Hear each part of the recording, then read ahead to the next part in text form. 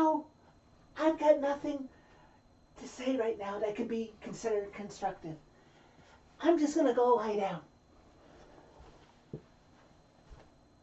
I don't blame you. In fact, I envy you. Wish me well with the mob. Preds lose 4-3 to the Vancouver Canucks Sunday night inside Bridgestone Arena and now trail the best of 7 series to those same Canucks by a total of 3-1. They lose this game to the Canucks' third string goalie, Arturs Silovs. I apologize if I am saying that name wrong. I'm just now learning it despite the fact that I live in Vancouver because the Canucks are not my team. The Preds lose to the backup of the backup, the AHL Abbotsford Canucks starting goalie. This is nothing against Silovs, but this team consistently in the regular season or playoffs continues to make less superior goalie tending look elite. I'm thinking of the past of a certain Scott Darling in 2015. And yeah, Arturs Silovs was elite tonight. Preds, you had it right there on a silver platter. Up 3-1 with less than 3 minutes left to go in regulation. We cannot be blamed as Preds fans for thinking that this series was going to be tied at 2 with the chance for a best of 3. Now instead, going down 3-1, and unless a miracle happens by winning not 1, but 2 games in Vancouver, 5-7, much less the fact that you would have to come home, dragging the Canucks with you, finally win a playoff game at home before letting the series go back to Vancouver for Game 7. No, now Preds Nation's brains are going to be attuned to the fact of being used to losing and choking away golden opportunities. And I want to say before I go any deeper into this fan reaction video, because I am solely going to focus on the Preds. Hey, it's a Preds themed channel. Canucks fans, and I know there's a lot of you who have found my channel since this series began. Oh look, I just gained a couple more subscribers as I am recording this. Yay! But this is the hobby that I have chosen outside of work. But like I'm saying, Canucks fans, let nothing I am saying here take away from your success in this series. You deserve it. You have been the better team in the end. You were taking advantage of our mistakes. That being said, I'm going to rant about my team. If you want to enjoy it with some popcorn, go right ahead. I am here to entertain you. And hey, if that helps get my subscriber count up, so I can one day advertise on this channel, I will say thank you later. That being said, I have to take point and disagree with certain members of this fan base who say that the deserving team is not being more successful in the series. Nope, that is absolutely wrong. Deserving doesn't get you wins. Results do, and the Canucks are getting the results through 4 games. As for this game, before we focus solely on the negatives, that's why you're here to watch Preds Nation, and you're here to watch and laugh, Canucks fans who have subscribed to my channel. I want to give credit where credit is due on the few positives, and that's for Bridgestone Arena game operations. A lot of us were disappointed with what happened with the anthem, lack of to no towel waiver, and for the presentation. Run This Town needs to be brought back, but I fully applaud the anthem singer selection. Little Big Town killed it, and you can't get that much better than on a band stage after the anthem of Cushenberry and Will Levis treating a catfish like it's a football than that. You can't get any better than that, and Will Levis just endears himself to the Titans fan base / Preds fan base even more by doing that. Marcus Mariota, we loved him for his easygoing style when his whole offensive line was downing a beer, even though he didn't. But Will Levis just cranked it up a notch. We can't wait for a fall of Titans football. And then from here on out, we had our peaks, we had our valleys, and then one deep valley at the end. About 3 minutes into the game, Brock Besser gets a wide open net to shoot at. No Preds defender there to help him. Beats Charles, giving the Canucks a 1-0 lead. Preds not off to a great start.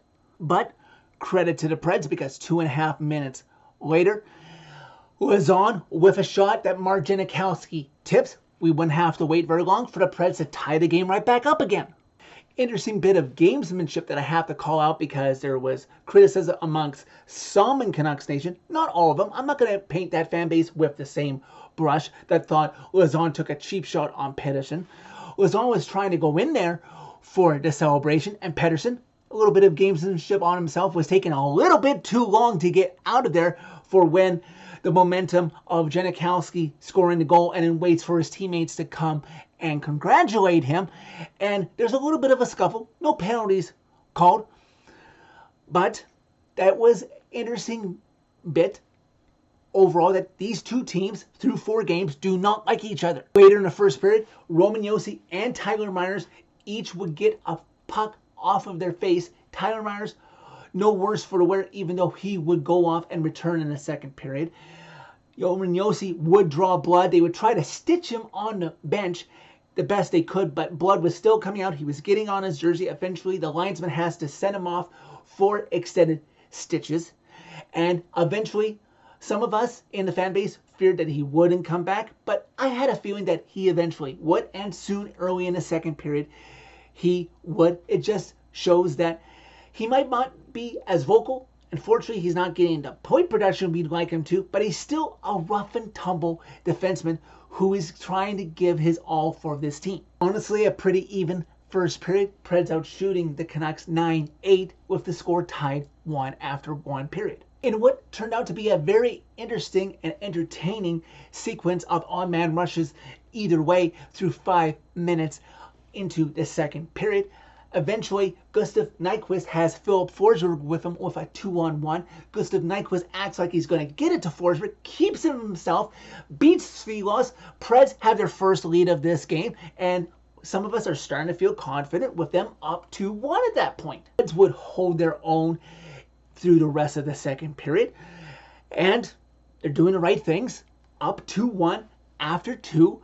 Can they do the right things in the third period to get this thing home? And then would come the third period. Off of the ensuing face-off right to start the period, Preds with a rush. Roman Josi with a good shot that creates a rebound, soundly gets it over to Philip Forsberg, who skates in and deflects it into the net before Svilos can get any chance to stop it. And the Preds, 12 seconds into the third period, are up 3-1. That sets a new franchise record for quickest goal to start a period, breaking David Legwand's from Game 5 against Detroit. That was 13. Things you would think seem to be going well for the Preds. Canucks considered challenging it, but it was too close to call to risk putting the Preds on a power play. In retrospect, I would have, because the Preds had nothing to show on the power play again, as they have throughout the series, except one time in Game 2. And I can't blame Preds fans. Heck, even I was thinking, hey, we're going to tie this series, aren't we? As the period progressed on and on and on. And good on the Bridgestone faithful, and good on the game ops not to play any music during the TV timeouts throughout the rest of the third period. They let the fans bring this team home with continuous standing ovations. Good job, Sportsnet, not having any idea that the fans could be like this. The fans did their job. The team, as we will see late in the third period, did not. We reached halfway through the third period, and then under 5 minutes. At that point, Saros' toughest save was on Sam Lafferty with the pad, seemingly that, yes, we're going to get there. We're going to get there. Then the fun begins with just over 3 minutes left to go in regulation when Rick Tocchet pulls Artur Silovs for the extra attacker. And normally, in retrospect, I don't do a lot of these screen capture situations, but considering what will happen after the 3-2 goal, let's focus on the 3-2 goal first before we get to the tying goal. Look at that. As the Canucks pass the puck down low, yes, they have the... It's not a power play. It's only a 6-on-5. Yes, they have an extra man out there. But what is Ryan O'Reilly doing? Why is he not covering Besser so he doesn't have a wide open net to shoot at? Rick Tocchet would then pull Artur Silovs again with just over 2 minutes left to go in regulation. The Preds would get a clear. Colton Sissons drives the puck down the left wing board into the Canucks zone. Too bad he wasn't down the right wing board, because then he would have been on his forehand to shoot at that gaping, vacated Canucks net. Instead, he's on his backhand. He tries to get a shot off. It's on his backhand again, so he doesn't fully control it. And there's Canucks captain Quinn Hughes to get a stick on it, preventing the empty net goal. How much all of us would love to have had that goal right now. You know, aside from Game 6 against the Ducks, what is it with cursed Colton Sissons in crucial playoff games? You know, we're still not over Game 6 versus Pittsburgh. Later on, Svilos would have to return to the Canucks net because of a face-off situation. Sissons tries to kill more of the clock by pinning it against the boards. Clock is ticking down. Just over a minute left. Rick Tocchet would post Svilos again as the Canucks return play into the Preds zone, where it would pretty much remain for the remaining minute. Clock is ticking as the Preds attempt to get a clear. Finally, about 15 seconds left. The puck comes to Quinn Hughes as Nyquist comes to try a battle with him, and he slides out of the way instead of getting a stick on it to get it out. And just imagine how different that could have been. And then there's this. Does somebody on the Preds roster want to explain this to me and the rest of the fan base as the puck comes down low to Besser as Saul scrambles over to his right? How does 5 Canucks attacking players get behind the entire Preds roster? Sans Saros said it's on the ice. Of course Saros isn't going to stop that. Like, well, what is this? How do you let this happen? But there's nothing we can do. 8 seconds left to go. The Preds have coughed away a 3-1 game and are now tied. This is the latest in regulation that the Preds have given up a tying goal in the playoffs, and the Canucks have pulled victory, potentially, depending on how overtime goes, but we all know how it's going to go when I get there in a second, victory out of certain defeat. And to add insult to injury, because I got a little curious, a little greedy, maybe I jinxed it, I don't think I did, when the players on this roster control what happens to this team, not the fan base, because when this team went up 3-1, I was watching the MoneyPuck.com win probability meter as it's going up, and as the time in the third period is ticking down. You know what the Preds win-o-meter was at winning 3-2 with 8 seconds left? It was at 99.6 and it fell to 50. It might as well have fallen below 50 at that point. And why am I going to dissect 62 seconds of overtime? There's no need.